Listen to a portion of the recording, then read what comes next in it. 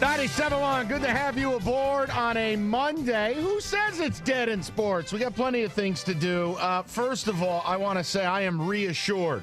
We had a missing persons alert out for one member of this show today. Hatchet has turned into Black Wooly. He is taking an erroneous day off. He has been replaced by a man who we used to see all the time, and now we only see on holidays. He's like your crazy Aunt Martha. Martin Weiss joining us today. Martin, Howard, look at this guy. I don't even recognize you anymore. I'm just happy to be here. You should be. You should be. It's an A-plus operation right here. All right, Martin on phones today. Jeff Rieger joining us. Yes. Jeffrey, it is great to have you. Michael, it's great to be here. Since we've worked together. This is one of my high points in radio, working with you, Michael. I'll take that. And Sully. And even Martin. I was hoping for Hatchet, but what the hell are you going to do? Listen, people, I got to tell you something. We are going to start today. Normally, Rieger's not an angry person. Pretty happy guy. Does a good job.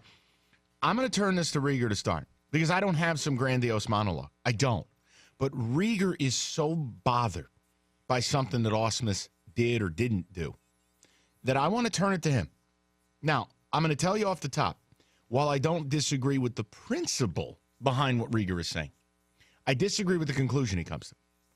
So sit tight for a minute. I'm going to throw this number out. If you have comments regarding the lousy weekend the Tigers had, or frankly, I think it's a lousy road trip, you want to spin it at 6-5, that's your business. A big deal.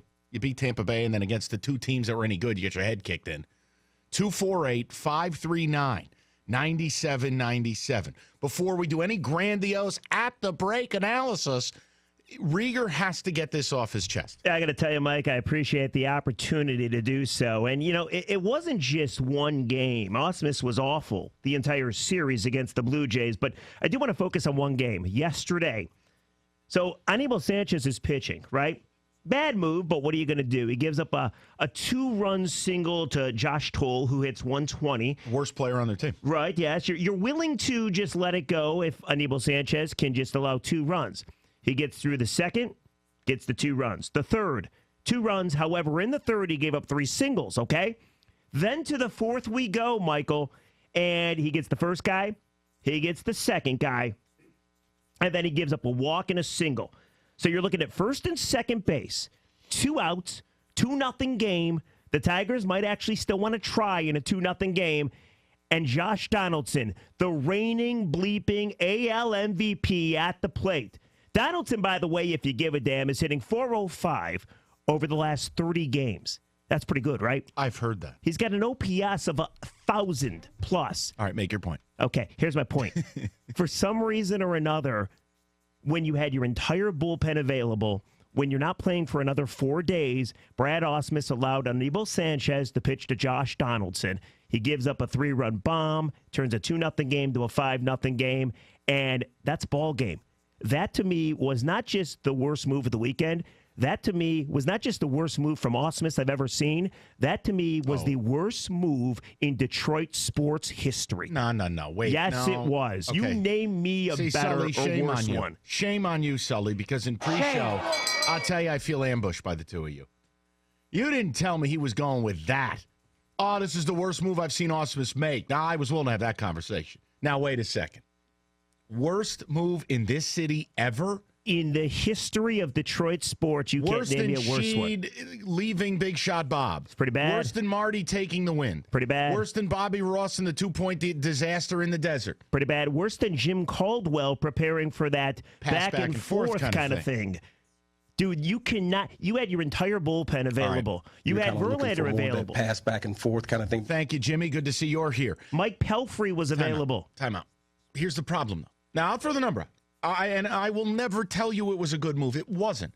First of all, you need to understand kind of the way Terry and I have been doing business. I'm not emotional with Ausmus anymore because I don't expect anything. I think he's the opposite of good, and he should have been gone last year. So whatever he does, you just either have to deal with it as a fan or not watch the team because the organization did the unthinkable. They brought back a lame duck manager. They brought back a guy who could have been fired after his first year and should have been fired after his second. Nothing surprises me. But here's where you and I disagree. I don't think that's the worst move in history because I don't even think it was the worst move of the series. Oh, ridiculous. No. Time out. Stop. Please, tell me. Enlighten me. Bottom 8, you're ahead in Toronto 2 days prior. Thursday night. Sorry. Yes. Bottom 8, 2 outs, bases loaded. You got to get 1 out, and basically you're a 95% fave to win the game. Correct. Fair? He didn't go to K-Rod to get a 4-out save. And he did the old #reasons routine, or preference was his answer. I can't take a decision he made down 2-0 in the 4th inning, and then, no matter how bad that decision is, trumpet it ahead of a decision in the bottom of the 8th with 2 outs, bases loaded, and you've got your closer who hadn't pitched in, I think, 4 days, and a closer who just a month ago you asked to get a 4-out save. And I know he took 35 pitches to do it. It wasn't beautiful. Rig, this is not an argument of good and bad. They're both terrible. Of course. But I think the K-Rod decision is more reprehensible based on situation and score. But here's the deal. With K-Rod, you're right. Listen, I'm not going to stick up for Ausmus in that situation. But what I do know is he went and did it one time. He said after the game, when he was asked about it, it's very rare, it seems like he's asked anything on the road, but when he was asked about it, he said, I don't really feel comfortable. K-Rod is getting older. Believe it or not, buy it or not, okay. Not a great excuse, but that's what he said. With what you saw yesterday, Michael, you had the entire bullpen. You have a 4-day break. You know Donaldson's a stud, and you needed this game desperately because you already had lost on Thursday and Friday. You're right about that, without a doubt. All Thursday's move did was increase the desperation. Yeah, but see, here's the thing. You might think Alex Wilson, maybe Alex Wilson, I didn't look up the splits, maybe Alex Wilson's splits against Troy Tulowitzki were fantastic. I don't want to hear it. Okay? But I'm just saying. I want my closer. That's fine. And I agree with you. They're both awful moves. But when you look at yesterday's move, you add your entire bullpen, not to mention you know that Sanchez sucks, not to mention he had loaded the bases the inning before, not to mention it's Anibal Sanchez. Like, you had not to mention, Michael, there was nobody even warming up. Well, Brad Ausmus was asleep at the wheel. Now you're getting into something that always drives me nuts with Ausmus. He phoned it in yesterday. There's nothing I can do about it. There was. Yes, there was, though. Not having guys warmed up is one of his biggest weaknesses because he doesn't even give himself the option of a decision when no one's warm. It's clearly something that can't happen. Well, but it does, Brad, routinely.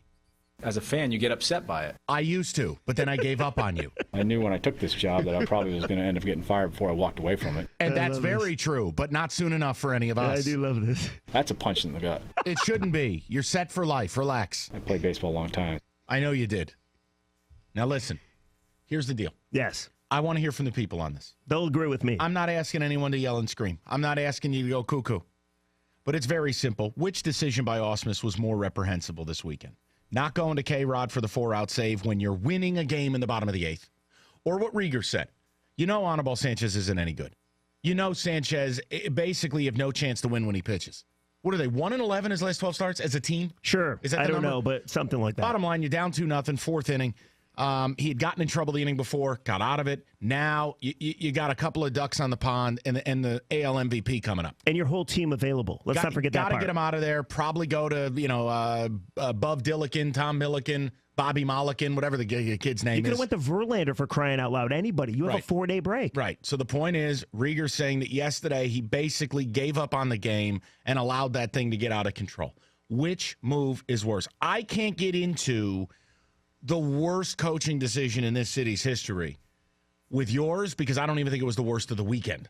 But let's talk about it. 248-539-9797. If you always bitch about hold times, now's the time to call because there's no one on the line. And ticket text 97136. Be nice to Rieger. Start being mean to him at 4 o'clock. Leave the guy alone. Let's take care of some business, shall we?